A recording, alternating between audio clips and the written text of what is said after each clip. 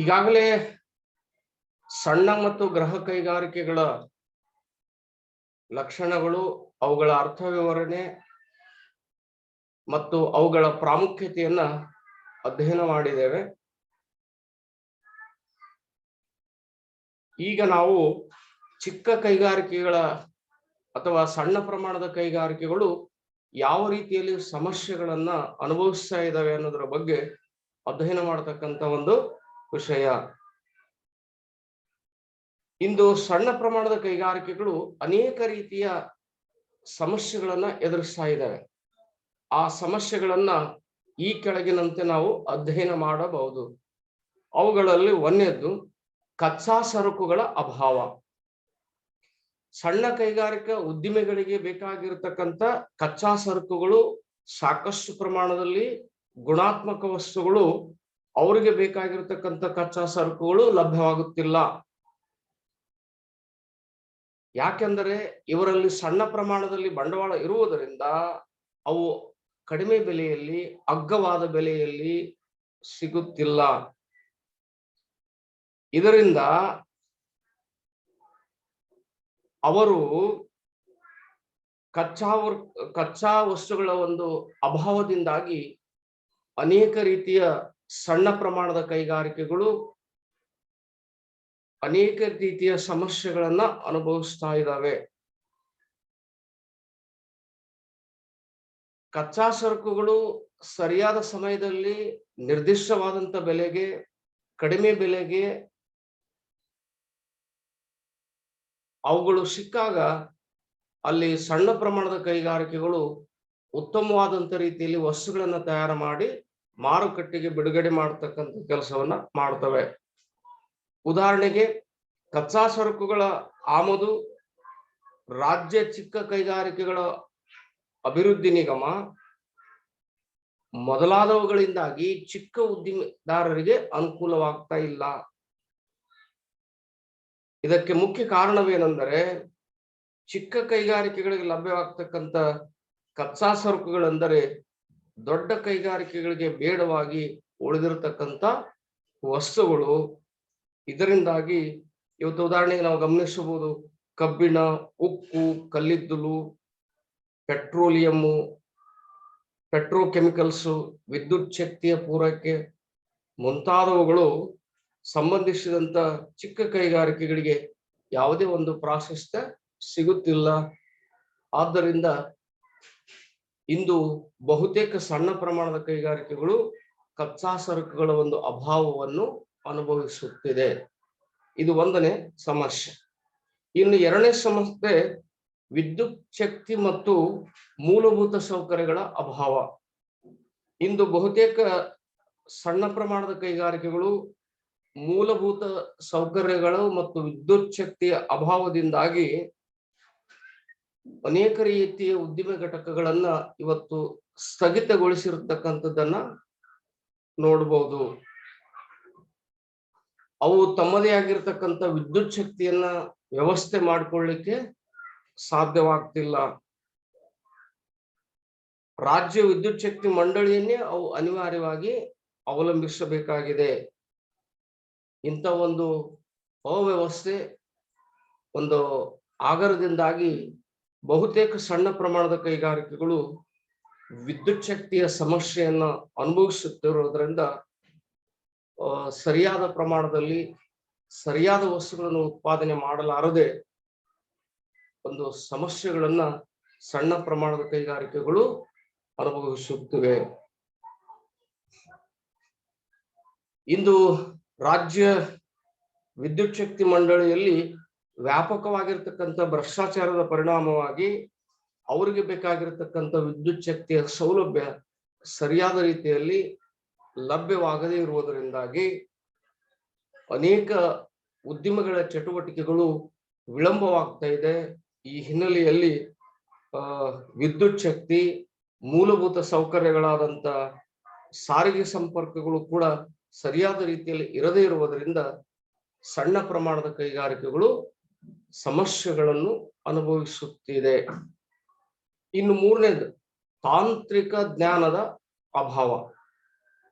ಒಂದನೇದ್ದು lack of raw materials, ಎರಡನೇದ್ದು lack of electricity and infrastructure facilities, ಮೂರನೇದ್ದು lack of technology, ನಾವು ಅದಕ್ಕೆ low level technology ಅಂತ ಕರಿತೀವಿ, ತಾಂತ್ರಿಕ ಜ್ಞಾನದ ಕೊರತೆ. ಇಂದು ಅನೇಕ ರೀತಿಯ ಚಿಕ್ಕ ಅಥವಾ ಸಣ್ಣ ಕೈಗಾರಿಕೆಗಳು ಉತ್ಪಾದನೆ ವಿಧಾನವನ್ನು ಅನುಸರಿಸುವಾಗ ಅನೇಕ ರೀತಿಯ ಕೈಗಾರಿಕೆಗಳು ಹಳೆಯ ತಂತ್ರಜ್ಞಾನದ ಒಂದು ಆಧಾರದ ಮೇಲೆ ವಸ್ತುಗಳನ್ನ ಕಡಿಮೆ ಪ್ರಮಾಣದಲ್ಲಿ ಉತ್ಪಾದನೆ ಮಾಡುತ್ತಿವೆ. ಅವರ ಉತ್ಪಾದಿಸಿರ್ತಕ್ಕಂಥ ಸರಕುಗಳು ಗುಣಮಟ್ಟವಾಗಿರುವುದಿಲ್ಲ.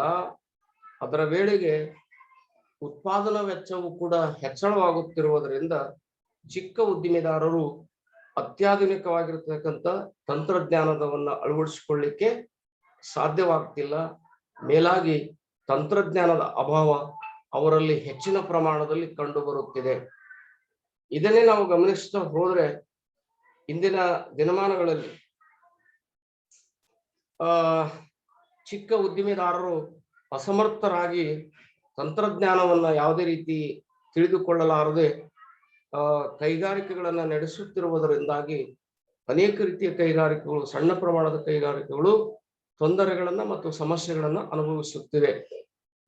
ನವೀನ ತಂತ್ರಜ್ಞಾನವನ್ನು ಬಳಸಲು ಅವರಿಗೆ ಉತ್ತೇಜನವನ್ನ ನೀಡುವ ಸಾಹಸಿ ಬಂಡವಾಳದಾರರ ಒಂದು ಸಂಖ್ಯೆ ದೇಶದಲ್ಲಿ ಕಡಿಮೆ ಇರುವುದರಿಂದ ಸಣ್ಣ ಪ್ರಮಾಣದ ಕೈಗಾರಿಕೆಗಳು ತಂತ್ರಜ್ಞಾನದ ಒಂದು ಕೊರತೆಯನ್ನ ಅನುಭವಿಸುತ್ತಿದೆ. ಇನ್ನು ನಾಲ್ಕನೇ ಸಮಸ್ಯೆ ಬಂಡವಾಳದ ಸಮಸ್ಯೆ. ಚಿಕ್ಕ ಕೈಗಾರಿಕೆಗಳು ಅತಿ ಅಗ್ಗದರದಲ್ಲಿ ಕೈಗಾರಿಕೆಗಳಿಗೆ ಅತಿ ಅಗ್ಗದರದಲ್ಲಿ ವಿಪುಲವಾದಂತ ಪ್ರಮಾಣದಲ್ಲಿ ಬಂಡವಾಳ ಲಭ್ಯವಾಗುತ್ತಿಲ್ಲ.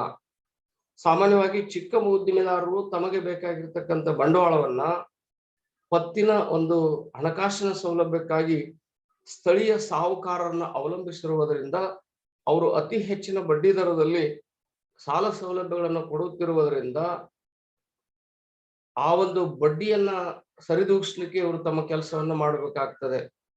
ಅದರ ಜೊತೆಗೆ ಅನೇಕ ರೀತಿಯ ಬ್ಯಾಂಕಿಂಗ್ ಹಣಕಾಸಿನ ಸಂಸ್ಥೆಗಳು ಅವರ ಹಲವಾರು ತೊಂದರೆಗಳನ್ನು ಕೂಡ ಎದುರಿಸ್ತಾ ಇದ್ದಾವೆ. ತಾವು ತಂದ ಸಾಲವನ್ನ ಕೇವಲ ಬಡ್ಡಿಯೊಂದಿಗೆ ಮರುಪಾವತಿಸಲು ಮತ್ತು ತಮ್ಮ ಸರಕುಗಳನ್ನ ಆದಷ್ಟು ಶೀಘ್ರಗತಿಯಲ್ಲಿ ಮಾರಾಟ ಮಾಡಬೇಕಾಗ್ತದೆ. ಹೀಗಾಗಿ ಅವರಿಗೆ ಸಿಗುವಂತ ಬೆಲೆ ಬಹಳಷ್ಟು ಕಡಿಮೆ ಇದೆ. ಇದರಿಂದಾಗಿ ಸಣ್ಣ ಮತ್ತು ಗೃಹ ಕೈಗಾರಿಕೆಗಳು ಬಂಡವಾಳದ ಅಭಾವವನ್ನ ಅನುಭವಿಸುತ್ತಿವೆ. ಯಾವುದೇ ಕೈಗಾರಿಕೆಗಳಿಗೆ ಬಂಡವಾಳದ ಅಭಾವ ಆಯ್ತು ಅಂದ್ರೆ ಆ ಕೈಗಾರಿಕೆಗಳು ಉತ್ಪಾದನೆಯನ್ನ ಸ್ಥಗಿತಗೊಳಿಸ್ತವೆ. ಅಲ್ಲಿರ್ತಕ್ಕಂಥ ಕಾರ್ಮಿಕರು ತೊಂದರೆಗಳನ್ನ ಅನುಭವಿಸ್ತಾ ಇದ್ದಾರೆ. ಈ ದಿಶೆಯಲ್ಲಿ ಸಣ್ಣ ಪ್ರಮಾಣದ ಕೈಗಾರಿಕೆಗಳು ಬಂಡವಾಳದ ಅಭಾವವನ್ನು ಅನುಭವಿಸುತ್ತಿವೆ.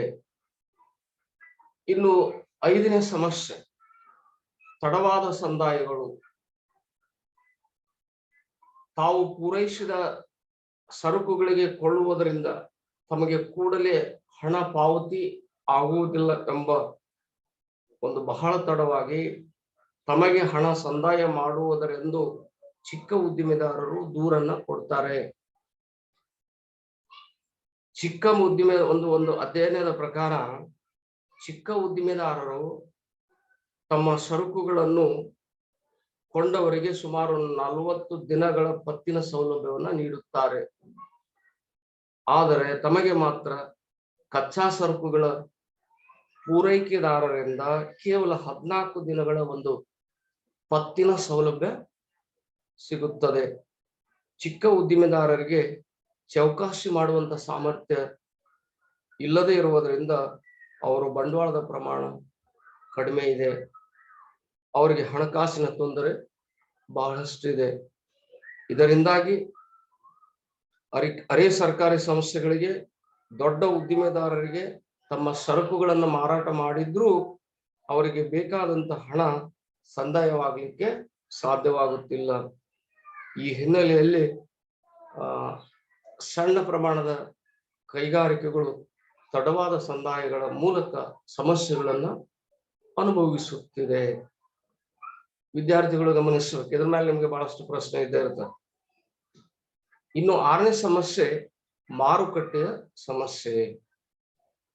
ಸಣ್ಣ ಪ್ರಮಾಣದ ಕೈಗಾರಿಕೆಗಳು ತಾವು ಉತ್ಪಾದಿಸಿದಂತ ಸರಕುಗಳನ್ನ ಯೋಗ್ಯವಾದ ಬೆಲೆಗೆ ಮಾರಾಟ ಮಾಡಲಿಕ್ಕೆ ಅವರಿಗೆ ಮಾರುಕಟ್ಟೆಯ ಸಮಸ್ಯೆ ಪ್ರಮುಖವಾಗಿ ಎದ್ದುಕೊಂಡು ಬರುತ್ತಾ ಇದೆ. ಅವರು ಸರಕುಗಳನ್ನು ಮಾರಾಟ ಮಾಡಲು ಸುಸಂಘಟಿತವಾಗಿರತಕ್ಕಂಥ ಮಾರಾಟದ ಸಂಸ್ಥೆಗಳು ಇರೋದಿಲ್ಲ. ಅವರ ವಸ್ತುಗಳು ಪ್ರಮಾಣೀಕರಣವಾಗಿರುವುದಿಲ್ಲ.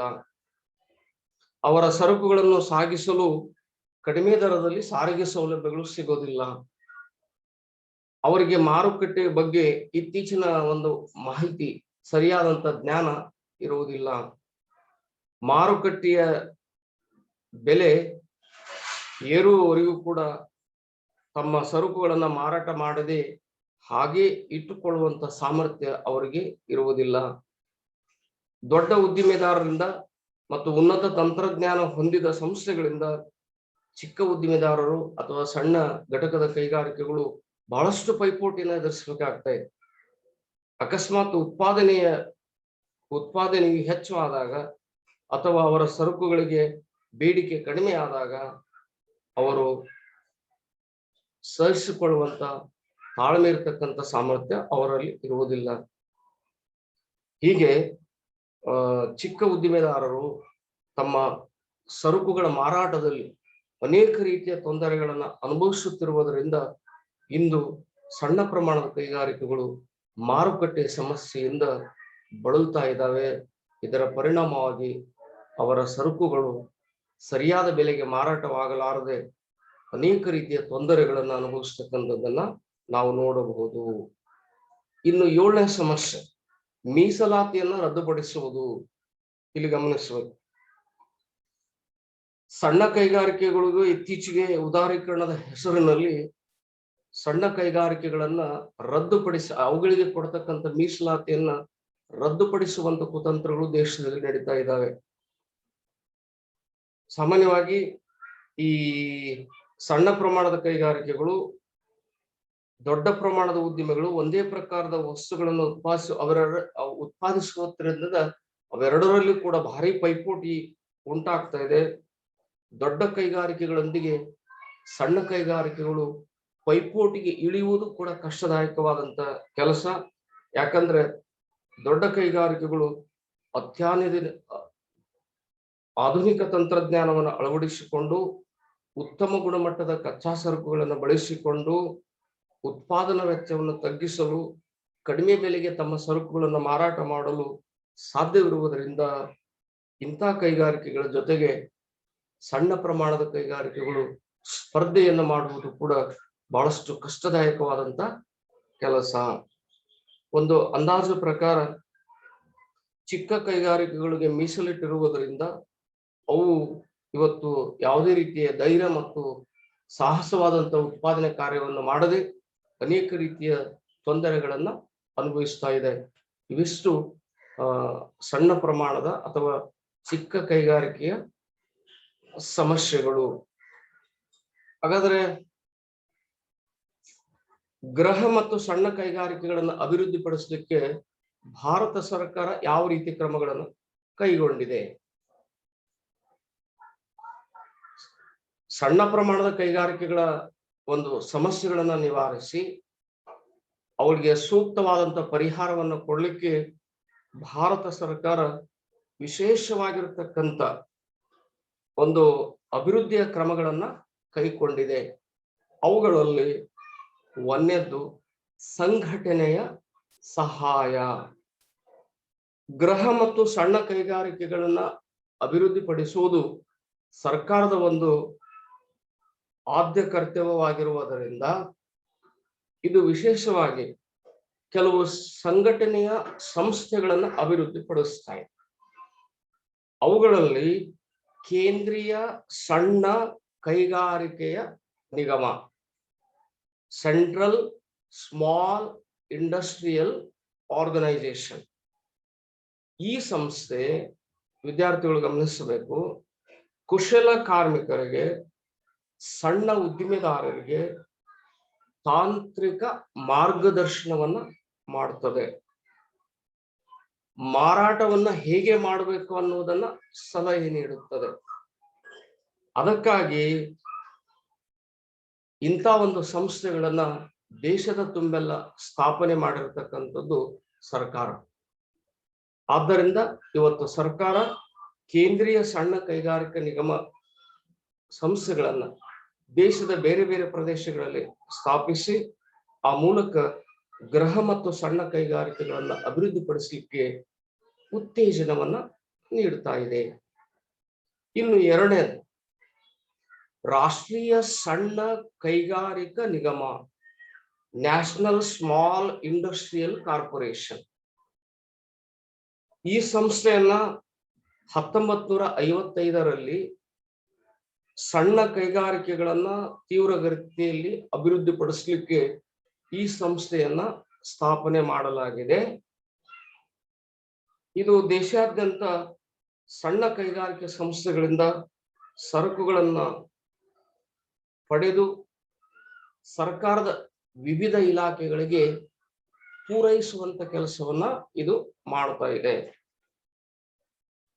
ಅದರೊಂದಿಗೆ ಕಚ್ಚಾ ಸರಕುಗಳನ್ನ, ಬಿಡಿ ಭಾಗಗಳನ್ನು ಕೂಡ ಪೂರೈಸ್ತಾ ಇದೆ. ಅವುಗಳಿಗೆ ಬೇಕಾಗಿರತಕ್ಕಂತ ಯೋಗ್ಯವಾದ ಯಂತ್ರೋಪಕರಣಗಳನ್ನು ಕೂಡ ಕಲ್ಪಿಸಿಕೊಡುತ್ತದೆ.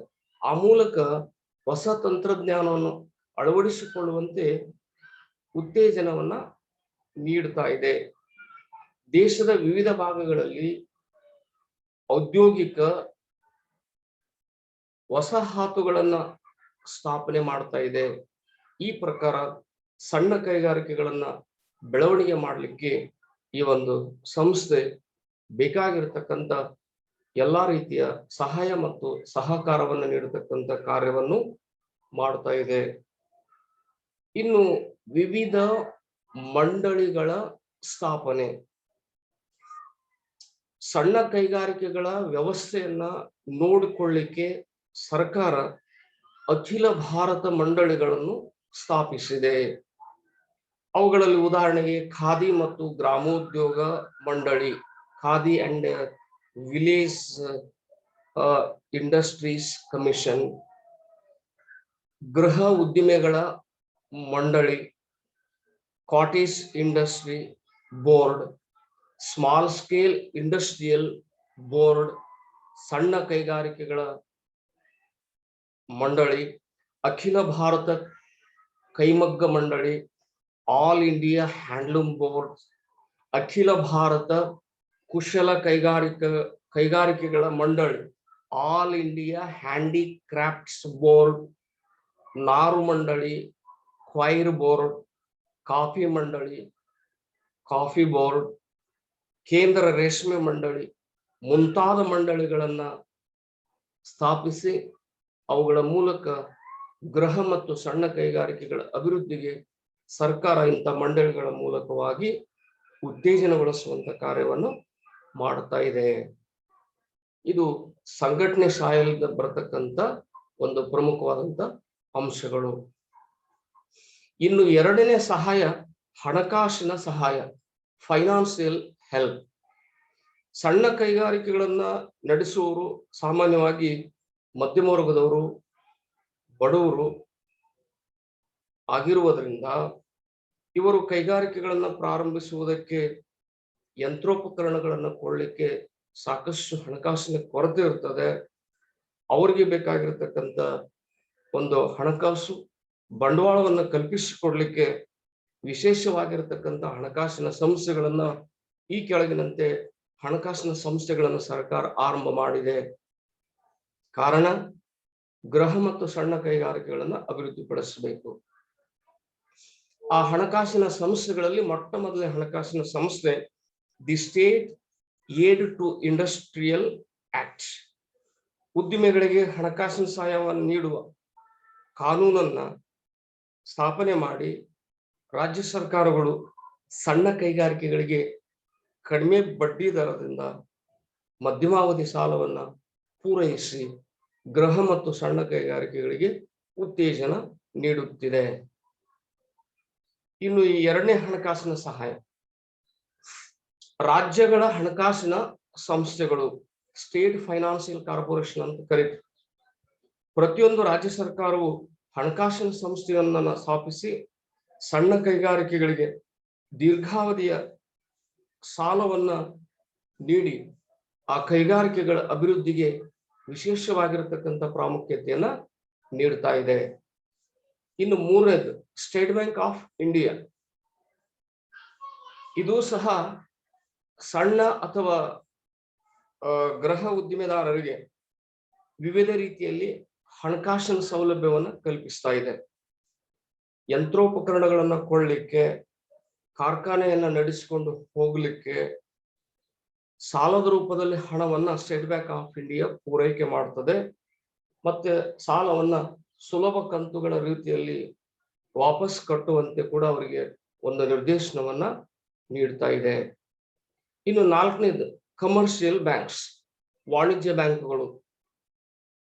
ದೇಶದಲ್ಲಿ ರಾಷ್ಟ್ರೀಕರಣಗೊಂಡ ನಂತರ ಬಹುತೇಕ ವಾಣಿಜ್ಯ ಬ್ಯಾಂಕ್ಗಳು ಸಣ್ಣ ಕೈಗಾರಿಕೆಗಳಿಗೆ ಅವು ಹೆಚ್ಚು ಕೈಗಾರಿಕೆಗಳನ್ನ ಸ್ಥಾಪನೆ ಮಾಡಿ ಉತ್ತಮ ರೀತಿಯಲ್ಲಿ ವಸ್ತುಗಳನ್ನ ತಯಾರು ಮಾಡಿ ಹೆಚ್ಚಿನ ಬೆಲೆಗೆ ಮಾರಾಟ ಮಾಡಿ ಅಧಿಕ ಲಾಭವನ್ನು ಗಳಿಸಿಕೊಳ್ಳಲಿಕ್ಕೆ ವಾಣಿಜ್ಯ ಬ್ಯಾಂಕ್ಗಳು ಅನೇಕ ರೀತಿಯ ಸಾಲದ ವ್ಯವಸ್ಥೆಯನ್ನ ಕಲ್ಪಿಸಿಕೊಡ್ತಾ ಇದೆ. 1968ರಲ್ಲಿ ಸುಮಾರು 237 ಕೋಟಿ ರೂಪಾಯಿ ಸಾಲವನ್ನ ನೀಡಿದ್ರೆ 1997ರಲ್ಲಿ 31,540 ಕೋಟಿ ರೂಪಾಯಿಗಳಿಗೆ ಹೆಚ್ಚಳವನ್ನ ಮಾಡಿದೆ. ಈ ದಿಶೆಯಲ್ಲಿ ಸ್ಟೇಟ್ ಬ್ಯಾಂಕ್ ಆಫ್ ಇಂಡಿಯಾ ಸಣ್ಣ ಉದ್ದಿಮೆದಾರರಿಗೆ ಮತ್ತು ಗೃಹ ಉದ್ದಿಮೆದಾರರಿಗೆ ಕೇವಲ ಅಲ್ಪಾವಧಿಯ ಸಾಲವನ್ನು ಕೊಡಲಾರದೆ ದೀರ್ಘಾವಧಿಯ ಸಾಲಗಳನ್ನು ಕೊಟ್ಟು ಇಂತಹ ಕೈಗಾರಿಕೆಗಳನ್ನ ಜೀವಂತವಾಗಿ ಇಡ್ಲಿಕ್ಕೆ ಬಹಳಷ್ಟು ಪ್ರಯತ್ನವನ್ನ ಮಾಡ್ತಾ ಇದೆ. ಇನ್ನು 5ನೇದು ಸಾಲ ಹಣದ ಭದ್ರತೆಯ ಯೋಜನೆ, ಕ್ರೆಡಿಟ್ ಗ್ಯಾರಂಟಿ ಸ್ಕೀಮ್. ಈ ಯೋಜನೆಯ ಪ್ರಕಾರ ಬ್ಯಾಂಕುಗಳು ಮತ್ತು ಇತರೆ ಹಣಕಾಸಿನ ಸಂಸ್ಥೆಗಳನ್ನು ಸಣ್ಣ ಕೈಗಾರಿಕೆಗಳಿಗೆ ನೀಡುವ ಸಾಲದ ಬಗೆಗೆ ರಿಸರ್ವ್ ಬ್ಯಾಂಕ್ ಆಫ್ ಇಂಡಿಯಾ ಒಂದು ಭದ್ರತೆಯನ್ನ ಕೊಡ್ತಾ ಇದೆ. ಈ ಯೋಜನೆಯನ್ನ 1960ರಲ್ಲಿ ಪ್ರಾರಂಭಿಸಲಾಯಿತು. ಇದಕ್ಕೆ ನಾವು deposit insurance credit guarantee corporation ಇದನ್ನ ನೋಡಿಕೊಳ್ಳುವಂತ ಕೆಲಸ ಮಾಡ್ತಾ ಇದೆ. ಈ ಯೋಜನೆ ಅಡಿಯಲ್ಲಿ ಸುಮಾರು 1960ರಲ್ಲಿ 706 ಕೋಟಿ ರೂಪಾಯಿಗಳ ಒಂದು ಅನುದಾನವನ್ನ ಅಥವಾ ಹಣಕಾಸಿನ ನೆರವನ್ನ ನೀಡಲಾಗಿದೆ. 1990ರ ಮಾರ್ಚ್ ಸುಮಾರು 16,380 ಕೋಟಿ ರೂಪಾಯಿಗಳ ಒಂದು ಹೆಚ್ಚಿನ ಹಣವನ್ನ ಕಲ್ಪಿಸಲಾಗಿದೆ. ಆದ್ದರಿಂದ ಸಾಲ ಹಣದ ಭದ್ರತೆ ಯೋಜನೆ ಸಣ್ಣ ಕೈಗಾರಿಕೆಗಳ ಅಭಿವೃದ್ಧಿಗೆ ಮತ್ತು ಗೃಹ ಕೈಗಾರಿಕೆಗಳ ಅಭಿವೃದ್ಧಿಗೆ ಉತ್ತೇಜನ ನೀಡುವಂತ ಯೋಜನೆ ಆಗಿದೆ.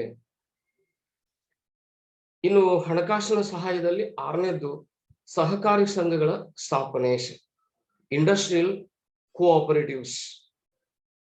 ಗ್ರಾಮಾಂತರ ಪ್ರದೇಶಗಳಲ್ಲಿರತಕ್ಕಂಥ ಕೈಗಾರಿಕೆಗಳನ್ನ ನಡೆಸಲಿಕ್ಕೆ ಕುಶಲ ಕಾರ್ಮಿಕರಿಗೆ ಸಹಕಾರಿ ಸಂಘಗಳ ಮೂಲಕ ಹಣಕಾಸಿನ ನೆರವನ್ನು ಕೊಡುವಂತ ನಿಟ್ಟಿನಲ್ಲಿ ಕೆಲಸಗಳನ್ನ ಇವತ್ತು ಸಹಕಾರಿ ಸಂಘಗಳನ್ನ ಗ್ರಾಮಾಂತರ ಪ್ರದೇಶಗಳಲ್ಲಿ ಸ್ಥಾಪನೆ ಮಾಡಲಾಗಿದೆ. ಈ ಸಹಕಾರಿ ಸಂಘಗಳು ಸದಸ್ಯರಿಗೆ ಸಣ್ಣ ಕೈಗಾರಿಕೆಗಳನ್ನ ನಡೆಸಲಿಕ್ಕೆ ಬೇಕಾಗಿರತಕ್ಕಂಥ ಹಣಕಾಸಿನ ನೆರವನ್ನ ಬಂಡವಾಳದ ರೂಪದಲ್ಲಿ ಕಲ್ಪಿಸುತ್ತಿವೆ. ಅಲ್ಲದೆ ಅನೇಕ ರೀತಿಯ ಸಹಾಯ ಸೌಲಭ್ಯಗಳನ್ನು ಕೊಡುತ್ತಿವೆ. ರಾಜ್ಯ ಸಹಕಾರಿ ಬ್ಯಾಂಕುಗಳು ಈ ಸಹಕಾರಿ ಸಂಘಗಳಿಗೆ ಸಾಕಷ್ಟು ಬಂಡವಾಳವನ್ನು ಪೂರೈಸಿ ಸಹಕಾರಿ ಸಂಘಗಳ ಮೂಲಕ ಸಣ್ಣ ಮತ್ತು ಗೃಹ ಕೈಗಾರಿಕೆಗಳಿಗೆ ಒಂದು ಹಣಕಾಸಿನ ನೆರವನ್ನ ನೀಡಿ ಆ ಕೈಗಾರಿಕೆಗಳಿಗೆ ಉತ್ತೇಜನವನ್ನ ಕಲ್ಪಿಸುತ್ತಿವೆ. ಇನ್ನು 7ನೇದು ರಾಷ್ಟ್ರೀಯ ಸಣ್ಣ ಕೈಗಾರಿಕೆಗಳ ನಿಗಮ, ನ್ಯಾಷನಲ್ ಸ್ಮಾಲ್ ಇಂಡಸ್ಟ್ರೀಸ್ ಕಾರ್ಪೊರೇಷನ್. ಸಣ್ಣ ಕೈಗಾರಿಕೆಗಳು ತಮಗೆ ಬೇಕಾದ ಕೈಗಾರಿಕೆಗಳನ್ನು ನಡೆಸಲಿಕ್ಕೆ ಉತ್ತಮ ಯಂತ್ರೋಪಕರಣಗಳನ್ನ ಕೊಂಡುಕೊಳ್ಳಲಿಕ್ಕೆ ವ್ಯವಸ್ಥೆಯನ್ನು ಮಾಡುವಂತ ಒಂದು ಕೆಲಸವನ್ನ ಮಾಡ್ತಾ ಇದೆ. ಇನ್ನು 8ನೇದು ಭಾರತೀಯ ಚಿಕ್ಕ ಕೈಗಾರಿಕೆಗಳ ಅಭಿವೃದ್ಧಿ bank, small industrial development bank of India. ಇದು ವೆರಿ ಇಂಪಾರ್ಟೆಂಟ್. ಇದನ್ನ 2 ಮಾರ್ಕ್ಸ್ಗೆ ಸಾಕಷ್ಟು ಪ್ರಶ್ನೆಗಳನ್ನ ಕೇಳಿದಾನೆ. ಸಾಮಾನ್ಯವಾಗಿ ಕೇಂದ್ರ ಸರ್ಕಾರ ಸಂಸತ್ತಿನಲ್ಲಿ ಕಾನೂನನ್ನ ಪಾಸ್ ಮಾಡಿ ಭಾರತೀಯ ಚಿಕ್ಕ ಕೈಗಾರಿಕೆಗಳ ಅಭಿವೃದ್ಧಿ ಬ್ಯಾಂಕ್ ಅನ್ನ ಏಪ್ರಿಲ್ 2, 1990ರಲ್ಲಿ ಸ್ಥಾಪನೆಯನ್ನ ಮಾಡಲಾಯಿತು. ಇದು ಭಾರತದ ಕೈಗಾರಿಕೆಗಳ ಅಭಿವೃದ್ಧಿ ಬ್ಯಾಂಕಿನ ಸ್ವಾಮಿತ್ವದಲ್ಲಿ ಸ್ಥಾಪನೆಯಾಯಿತು. ಇದರ ಮೂಲ ಉದ್ದೇಶ ಸಣ್ಣ ಕೈಗಾರಿಕೆಗಳ ಅಥವಾ ಚಿಕ್ಕ ಕೈಗಾರಿಕೆಗಳ ಸರ್ವತೋಮುಖ ಬೆಳವಣಿಗೆಗಾಗಿ ಹಣಕಾಸಿನ ನೆರವನ್ನ ಕಲ್ಪಿಸುವುದು. ಈ ದಿಶೆಯಲ್ಲಿ ದೇಶದ ಎಲ್ಲಾ ರಾಜ್ಯಗಳಲ್ಲಿ ಒಟ್ಟು 26 ಕಾರ್ಯಾಲಯಗಳನ್ನು ಸ್ಥಾಪಿಸಿ ಅವುಗಳ ಮೂಲಕ ಹಣಕಾಸಿನ ನೆರವನ್ನು ಕೊಡುವುದರ ಮೂಲಕ ತನ್ನ ಕಾರ್ಯವನ್ನ ನಿರ್ವಹಿಸುತ್ತಿದೆ. ಈ ಬ್ಯಾಂಕು 1986ರಲ್ಲಿ ಸ್ಥಾಪಿಸಲ್ಪಟ್ಟ ಚಿಕ್ಕ ಕೈಗಾರಿಕೆಗಳ ಅಭಿವೃದ್ಧಿ ನಿಧಿ, ಸ್ಮಾಲ್ ಇಂಡಸ್ಟ್ರೀಸ್ ಡೆವಲಪ್ಮೆಂಟ್ ಫಂಡ್, ಮತ್ತು 1987ರಲ್ಲಿ ಸ್ಥಾಪಿಸಲ್ಪಟ್ಟಂತ ರಾಷ್ಟ್ರೀಯ ಇಕ್ವಿಟಿ ನಿಧಿ, ನ್ಯಾಷನಲ್ ಇಕ್ವಿಟಿ ಫಂಡ್, ಇವುಗಳ ಆಡಳಿತವನ್ನ ನೋಡಿಕೊಳ್ಳುತ್ತಿದೆ. ಈ 2 ನಿಧಿಗಳ ಮೂಲಕ ಚಿಕ್ಕ ಕೈಗಾರಿಕೆಗಳನ್ನು ಅಭಿವೃದ್ಧಿ ಸಾಧಿಸುವುದು ಈ ಒಂದು ಬ್ಯಾಂಕಿನ ಹೊಣೆಗಾರಿಕೆಯಾಗಿದೆ. ಹೀಗಾಗಿ ಅವತ್ತಿನ ಭಾರತ ಸರ್ಕಾರ ಸಂಸತ್ತಿನಲ್ಲಿ ಕಾನೂನನ್ನ ಪಾಸ್ ಮಾಡಿ ಸಣ್ಣ ಕೈಗಾರಿಕೆಗಳ ಒಂದು ಅಭಿವೃದ್ಧಿ ಬ್ಯಾಂಕ್ ಅನ್ನ ಸ್ಥಾಪನೆ ಮಾಡಿದೆ. ಇದು ಸಹಿತವಾಗಿ ಸಣ್ಣ ಅಥವಾ ಗೃಹ ಕೈಗಾರಿಕೆಗಳ ಅಭಿವೃದ್ಧಿಗೆ ಸರ್ವೋತ್ತಮಕ ಬೆಳವಣಿಗೆಯಲ್ಲಿ ಕಾರ್ಯವನ್ನು ನಿರ್ವಹಿಸುತ್ತಿದೆ. ಇನ್ನು 9ನೇ ಪಾಯಿಂಟ್, ಹಣಕಾಸಿನ ನೆರವಿನಲ್ಲಿ ಏಕ ಗವಾಕ್ಷಿ ಯೋಜನೆ, ಸಿಂಗಲ್ ವಿಂಡೋ ಸ್ಕೀಮ್ ಅಂತ ಕರಿತೀವಿ. ಸಣ್ಣ ಕೈಗಾರಿಕೆಗಳು ತಮಗೆ ಬೇಕಾದಂತ ದುಡಿಯುವ ಬಂಡವಾಳವನ್ನ ಪಡೆಯುವಲ್ಲಿ ವಿಳಂಬ ಹಾಗೂ ಅನೇಕ ಸಮಸ್ಯೆಗಳನ್ನ ಎದುರಿಸಬೇಕಾಗಿದೆ. ಈ ಸಮಸ್ಯೆಗಳನ್ನು ಅಂದ್ರೆ ಸಣ್ಣ ಪ್ರಮಾಣದ ಕೈಗಾರಿಕೆಗಳು ದುಡಿಯುವ ಬಂಡವಾಳವನ್ನು ಪಡೆದುಕೊಳ್ಳಲಿಕ್ಕೆ ಅನುಭವಿಸ್ತಕ್ಕಂಥ ಈ ಸಣ್ಣ ಸಮಸ್ಯೆಗಳನ್ನ ನಿವಾರಿಸಲಿಕ್ಕೆ ರಾಜ್ಯ ಹಣಕಾಸಿನ ನಿಗಮಗಳು, ರಾಜ್ಯ ಕೈಗಾರಿಕಾ ಅಭಿವೃದ್ಧಿ ನಿಗಮಗಳಿಗೆ ಏಕ ಗವಾಕ್ಷಿ ಯೋಜನೆ ತನ್ನ ಒಂದು ಕಾರ್ಯವನ್ನ ನಿರ್ವಹಿಸಿಕೊಡ್ತಾ ಇದೆ. ಈ ಏಕ ಗವಾಕ್ಷಿ ಯೋಜನೆಯೂ ಸಹಿತವಾಗಿ ಸಣ್ಣ ಕೈಗಾರಿಕೆಗಳ ಅಭಿವೃದ್ಧಿಗೆ ಶ್ರಮಿಸುತ್ತಿದೆ. ಇನ್ನು 10ನೇದು ಸಾಮಾನ್ಯ ಬಂಡವಾಳದಲ್ಲಿ ಭಾಗವಹಿಸುವಿಕೆ. 1990ರಿಂದ 91ರಿಂದ ಸರ್ಕಾರ ಚಿಕ್ಕ ಕೈಗಾರಿಕೆಗಳಲ್ಲಿ ಷೇರು ಬಂಡವಾಳವನ್ನು ತೊಡಗಿಸಿ 24% ಷೇರು ಬಂಡವಾಳವನ್ನು ತೊಡಗಿಸಿ ಆ ಷೇರು ಬಂಡವಾಳದ ಅನುಮತಿಯೊಂದಿಗೆ ಸಣ್ಣ ಪ್ರಮಾಣದ ಕೈಗಾರಿಕೆಗಳಿಗೆ ಉತ್ತೇಜನ ನೀಡುವಂತ ಕೆಲಸವನ್ನ ಮಾಡುತ್ತಿದೆ. ಇವಿಷ್ಟು ಹಣಕಾಸಿನ ಸಹಾಯದಲ್ಲಿ ಬರತಕ್ಕಂತ ಅಂಶಗಳು. ಇನ್ನು 3ನೇದು ತಾಂತ್ರಿಕ ಸಹಾಯ. ಗೃಹ ಮತ್ತು ಸಣ್ಣ ಕೈಗಾರಿಕೆಗಳನ್ನ ತಾಂತ್ರಿಕ ದೃಷ್ಟಿಯಿಂದ ಅಭಿವೃದ್ಧಿಪಡಿಸಲಿಕ್ಕೆ ವಿಶೇಷವಾಗಿ ಸರ್ಕಾರ ತಾಂತ್ರಿಕ ನೆರವನ್ನ, ತಾಂತ್ರಿಕ ಸಹಾಯವನ್ನ ಕಲ್ಪಿಸಿಕೊಟ್ಟಿದೆ. ಅವುಗಳಲ್ಲಿ 1ನೇದು ಕೇಂದ್ರೀಯ ಚಿಕ್ಕ ಕೈಗಾರಿಕಾ ಸಂಸ್ಥೆ, ಸೆಂಟ್ರಲ್ ಸ್ಮಾಲ್ ಇಂಡಸ್ಟ್ರೀಸ್ ಆರ್ಗನೈಸೇಷನ್. ಈ ಸಂಸ್ಥೆ ಸಣ್ಣ ಕೈಗಾರಿಕೆಗಳಿಗೆ ತಂತ್ರಜ್ಞಾನವನ್ನು ಕಲ್ಪಿಸಿಕೊಡುತ್ತದೆ. ಸುಮಾರು 95 ಸಣ್ಣ ವಿಸ್ತರಣಾ ಕೇಂದ್ರಗಳನ್ನ ದೇಶದ ಎಲ್ಲಾ ಭಾಗಗಳಲ್ಲಿ ಸ್ಥಾಪಿಸಿದೆ. ಈ ಒಂದು ಸಣ್ಣ ವಿಸ್ತರಣಾ ಕೇಂದ್ರಗಳು ಸಣ್ಣ ಕೈಗಾರಿಕೆಗಳಿಗೆ ತಂತ್ರಜ್ಞಾನವನ್ನ ಸ್ಥಳದಲ್ಲಿಯೇ ಪೂರೈಸುತ್ತಿವೆ.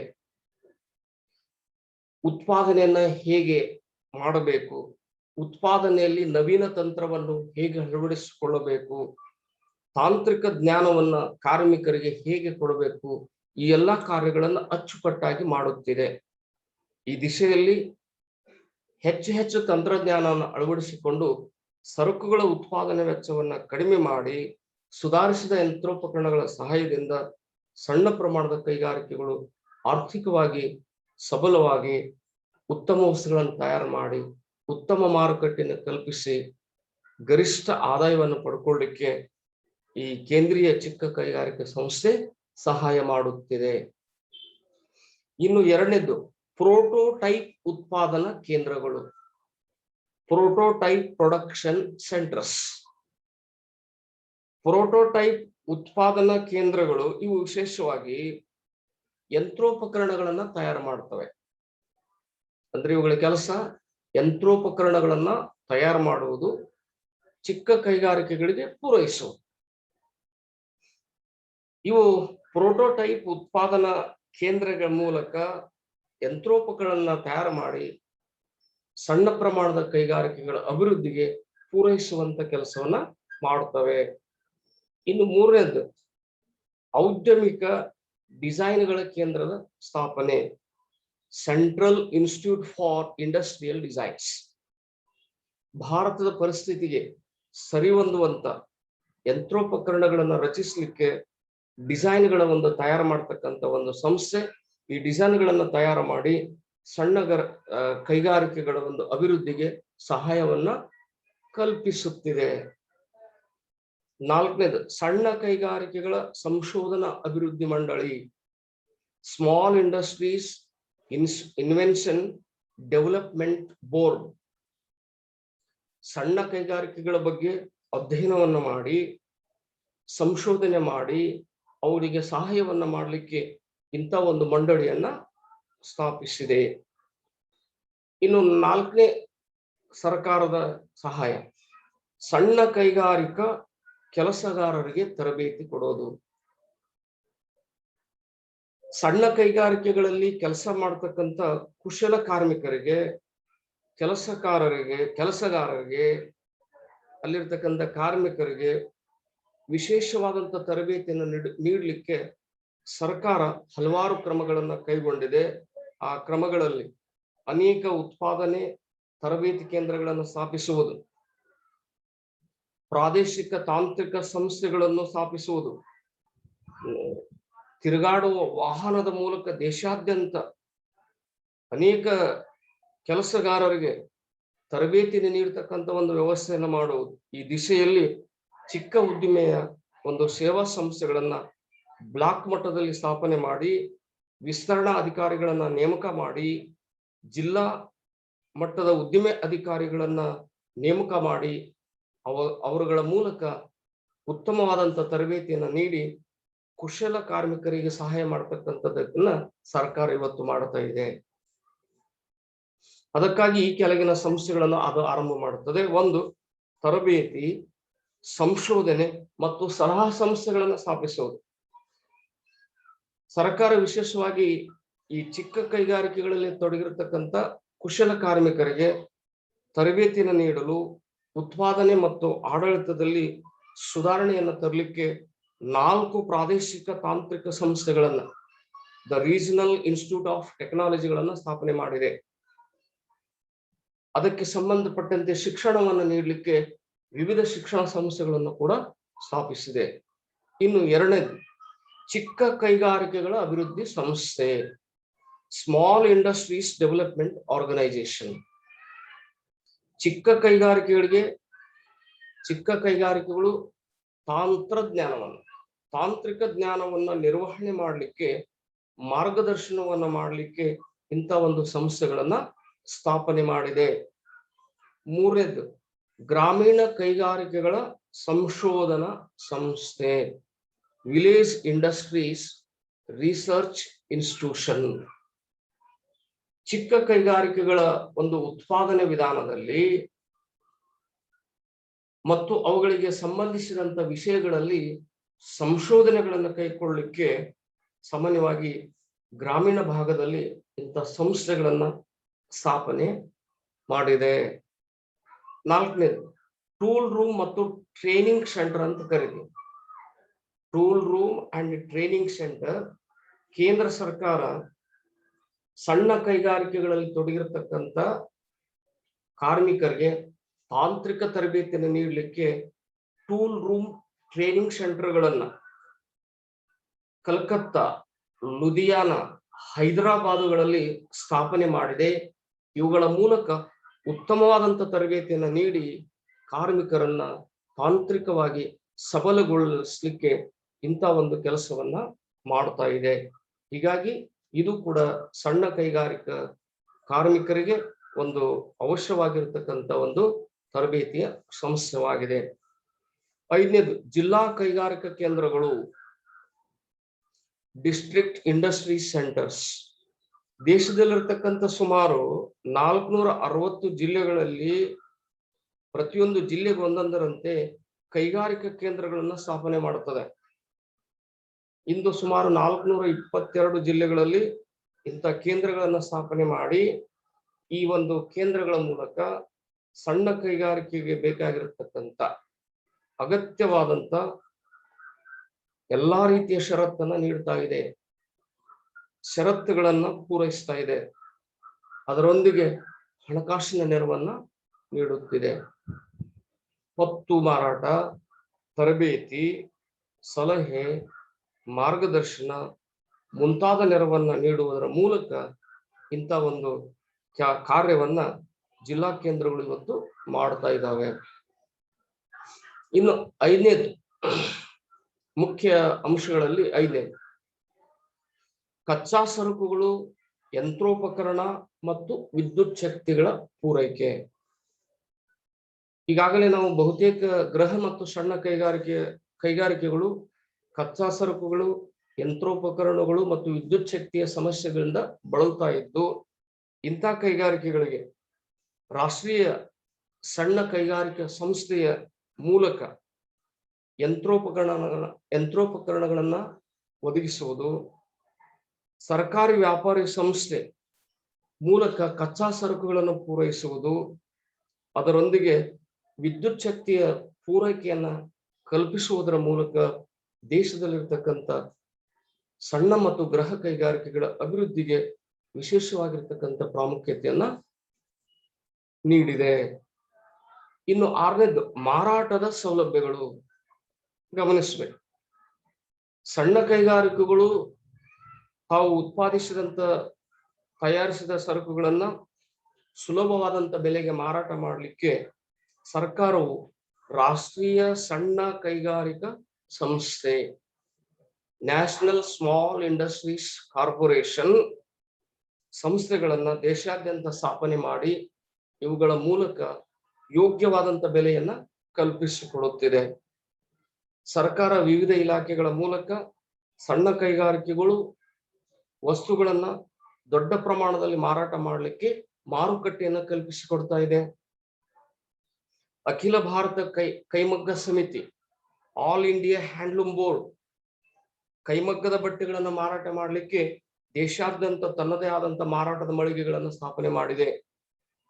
ಈ ಪ್ರಕಾರ ಅಖಿಲ ಭಾರತ ಕರಕುಶಲ ವಸ್ತುಗಳನ್ನ ಮಾರಾಟ ಮಾಡಲಿಕ್ಕೆ ಸರ್ಕಾರ ಮಾರಾಟದ ಸೌಲಭ್ಯಗಳನ್ನ, ಮಾರಾಟದ ಮಳಿಗೆಗಳನ್ನ ಕಲ್ಪಿಸಿಕೊಟ್ಟಿದೆ. ಈ ದಿಶೆಯಲ್ಲಿ ಅದರ ಜೊತೆಗೆ ವಿದೇಶದಲ್ಲಿ ಸಹಿತವಾಗಿ ಮಾರಾಟದ ಮಳಿಗೆಗಳನ್ನ ಸ್ಥಾಪನೆ ಮಾಡಿ ಅವುಗಳ ಮೂಲಕ ಗೃಹ ಕೈಗಾರಿಕೆಯ ವಸ್ತುಗಳ ಮಾರಾಟ ಮಾಡಲಿಕ್ಕೆ ಉತ್ತೇಜನವನ್ನ ಮಾಡಿದೆ. ಇನ್ನು ಏಳನೇದು ಕೈಗಾರಿಕೆಗಳ ವಸಾಹತುಗಳು. ಸಣ್ಣ ನಗರ ಮತ್ತು ಗ್ರಾಮಾಂತರ ಪ್ರದೇಶಗಳಲ್ಲಿ ಸಣ್ಣ ಕೈಗಾರಿಕೆಗಳು ಬೆಳವಣಿಗೆಗಾಗಿ ಸರ್ಕಾರ ವಿಶೇಷವಾಗಿರ್ತಕ್ಕಂಥ ವಸಾಹತುಗಳನ್ನ ಸ್ಥಾಪಿಸುತ್ತಿದೆ. ವಸಾಹತುಗಳಲ್ಲಿ ಕಾರ್ಖಾನೆಗಳನ್ನು ಸ್ಥಾಪಿಸಲು ಕಡಿಮೆ ಬಾಡಿಗೆಯಿಂದ ಕಟ್ಟಡಗಳನ್ನ ಕಲ್ಪಿಸುತ್ತಿದೆ. ಹಾಗಾದ್ರೆ ಇಲ್ಲಿ ವಸಾಹತು ಅಂತಂದ್ರೆ ಏನು? ಸಣ್ಣ ನಗರ ಗ್ರಾಮಾಂತರ ಪ್ರದೇಶಗಳಲ್ಲಿ ಸಣ್ಣ ಕೈಗಾರಿಕೆಗಳ ಬೆಳವಣಿಗೆಗಾಗಿ ಸರ್ಕಾರವು ಜಾರಿಗೆ ತಂದಿರತಕ್ಕಂಥ ಒಂದು ಕಾನೂನನ್ನ ಕೈಗಾರಿಕಾ ವಸಾಹತು ಎಂದು ಕರೆಯಲಾಗುತ್ತದೆ. ಇದು 2 ಮಾರ್ಚ್ಗೆ ಬರುತ್ತದೆ. 1982ರ ಒಂದು ಸುಮಾರಿಗೆ ದೇಶದಲ್ಲಿ ಸುಮಾರು 712 ಕೈಗಾರಿಕಾ ವಸಾಹತುಗಳು ಇತ್ತು. ನಂತರ ಅವುಗಳ ಪ್ರಮಾಣ 13,867ಕ್ಕೆ ಹೆಚ್ಚಳವಾಗಿದೆ. ಇಂದು ಸುಮಾರು 700 ಕೋಟಿ ರೂಪಾಯಿಗಳಷ್ಟು ಒಂದು 2.35 ಲಕ್ಷ ಜನರಿಗೆ ಉದ್ಯೋಗ ಅವಕಾಶಗಳನ್ನು ಕಲ್ಪಿಸಿಕೊಡುವುದರ ಮೂಲಕ ದೇಶದಲ್ಲಿ ಸಣ್ಣ ಮತ್ತು ಗೃಹ ಕೈಗಾರಿಕೆಗಳ ಅಭಿವೃದ್ಧಿಗೆ ಕೈಗಾರಿಕಾ ವಸಾಹತುಗಳು ಪೂರಕವಾಗಿವೆ. ಇನ್ನು 8ನೇದು ತೆರಿಗೆ ನೀತಿ, ಟ್ಯಾಕ್ಸ್ ಪಾಲಿಸಿ. ಸಣ್ಣ ಪ್ರಮಾಣದ ಕೈಗಾರಿಕೆಗಳಿಗೆ ಸರ್ಕಾರ ರಕ್ಷಣೆ ನೀಡಲಿಕ್ಕೆ ದೊಡ್ಡ ಕೈಗಾರಿಕೆಗಳ ಉತ್ಪಾದನೆ ಮೇಲೆ ಹೆಚ್ಚಿನ ತೆರಿಗೆಯನ್ನು ವಿಧಿಸುವುದು. ಅಂದ್ರೆ ದೊಡ್ಡ ಗಾತ್ರದ ಕೈಗಾರಿಕೆ ಸರಕುಗಳ ಮೇಲೆ ಹೆಚ್ಚಿನ ತೆರಿಗೆಯನ್ನ, ಸಣ್ಣ ಪ್ರಮಾಣದ ಕೈಗಾರಿಕೆಗಳ ಒಂದು ಸರಕುಗಳ ಮೇಲೆ ಕಡಿಮೆ ಪ್ರಮಾಣದಲ್ಲಿ ತೆರಿಗೆಯನ್ನ ವಿಧಿಸಿ ತೆರಿಗೆಯನ್ನ ನೀತಿಯನ್ನ ಜಾರಿಗೆ ತರುವುದರ ಮೂಲಕ ಭಾರತ ಸರ್ಕಾರ ಸಣ್ಣ ಮತ್ತು ಗೃಹ ಕೈಗಾರಿಕೆಗಳ ಒಂದು ಅಭಿವೃದ್ಧಿಗೆ ಉತ್ತೇಜನ ನೀಡುತ್ತಿದೆ. ದೊಡ್ಡ ಕೈಗಾರಿಕೆಗಳ ಮೇಲೆ ಹೆಚ್ಚಿನ ತೆರಿಗೆಯನ್ನು ವಿಧಿಸಿ ಆ ತೆರಿಗೆಯಿಂದ ಬಂದಂತ ಹಣವನ್ನ ಸಣ್ಣ ಕೈಗಾರಿಕೆಗಳ ಅಭಿವೃದ್ಧಿಗೆ ಉಪಯೋಗಿಸುವಂತ ಕೆಲಸ ಸರ್ಕಾರ ಇವತ್ತು ಮಾಡ್ತಾ ಇದೆ. ಅಲ್ಲದೆ ಕೆಲವು ಬಳಕೆಯ ವಸ್ತುಗಳನ್ನ ದೊಡ್ಡ ಕೈಗಾರಿಕೆಗಳು ಉತ್ಪಾದನೆ ಮಾಡದಂತೆ ಅವುಗಳ ಮೇಲೆ ನಿಯಂತ್ರಣವನ್ನ, ನಿರ್ಬಂಧನೆಗಳನ್ನ ಹೇರುವಂತ ಕೆಲಸವನ್ನ ಸರ್ಕಾರ ಮಾಡ್ತಾ ಇದೆ. ಇದರ ಮೂಲ ಉದ್ದೇಶ ಸಣ್ಣ ಕೈಗಾರಿಕೆಗಳಿಗೆ ಉತ್ತೇಜನ ಕೊಡೋದು, ಸಣ್ಣ ಕೈಗಾರಿಕೆಗಳು ವಸ್ತುಗಳನ್ನು ತಯಾರಿಸುವಂತೆ ಹೆಚ್ಚಿನ ಅಧಿಕಾರವನ್ನು ಕೊಡುವಂತ ನಿಟ್ಟಿನಲ್ಲಿ ಬಹಳಷ್ಟು ಉತ್ತಮವಾದಂತ ಕೆಲಸವನ್ನ ಮಾಡ್ತಾ ಇದೆ. ಈ ದಿಶೆಯಲ್ಲಿ ಸಣ್ಣ ಮತ್ತು ಗೃಹ ಕೈಗಾರಿಕೆಗಳನ್ನು ಅಭಿವೃದ್ಧಿಪಡಿಸಲಿಕ್ಕೆ ಸರ್ಕಾರ ಇಷ್ಟು ಕ್ರಮಗಳನ್ನ ಕೈಗೊಂಡಿದೆ. ಅದಕ್ಕೆ ಇಲ್ಲಿ ವಿದ್ಯಾರ್ಥಿಗಳು ಗಮನಿಸಬೇಕು. ಇದರ ಮೇಲೆ ವಾರ್ಷಿಕ ಪರೀಕ್ಷೆಗೆ ಒಂದು ಪ್ರಶ್ನೆ, 15 ಅಂಕದ ಮಾರ್ಕ್ಸ್ನ ಪ್ರಶ್ನೆ ಇರುತ್ತದೆ. ಅದು ಹೇಗೆ ಬರುತ್ತದೆ ನಾನು ಇವತ್ತು ಈಗ ಹೇಳ್ತಾ ಇದ್ದೇನೆ, ಅದನ್ನು ನೀವು ನೋಟ್ಸ್ ಅನ್ನ ಮಾಡ್ಕೋಬಹುದು. ಗೃಹ ಮತ್ತು ಸಣ್ಣ ಕೈಗಾರಿಕೆಗಳು ಎಂದರೇನು, ಪುಟ್ ಇಟ್ ಕ್ವಶನ್ ಮಾರ್ಕ್, ಅದರ ಸಮಸ್ಯೆಗಳು ಹಾಗೂ ಸಮಸ್ಯೆಗಳನ್ನು ನಿವಾರಿಸಲು ಸರ್ಕಾರವು ಜಾರಿಗೆ ತಂದಿರತಕ್ಕಂಥ ಕ್ರಮಗಳನ್ನು ವಿವರಿಸಿರಿ. Most important, very important. 15 ಅಂಕದ ಪ್ರಶ್ನೆ ವಾರ್ಷಿಕ ಪರೀಕ್ಷೆಗೆ ಬರುತ್ತದೆ. ಈ ವಿಡಿಯೋವನ್ನ ನೀವು ನೀಟಾಗಿ ಅಬ್ಸರ್ವೇಷನ್ ಮಾಡಿಕೊಂಡು ವಿಷಯವನ್ನ ತಿಳ್ಕೊಂಡು ಪರೀಕ್ಷೆಯಲ್ಲಿ ಸಿದ್ಧತೆಯನ್ನ ಮಾಡಿಕೊಳ್ಬೇಕು ಅಂತ ಹೇಳಿ ಈ ಮೂಲಕ ವಿದ್ಯಾರ್ಥಿಗಳಲ್ಲಿ ವಿನಂತಿಯನ್ನ ಮಾಡಿಕೊಳ್ಳುತ್ತೇನೆ. ಧನ್ಯವಾದಗಳು.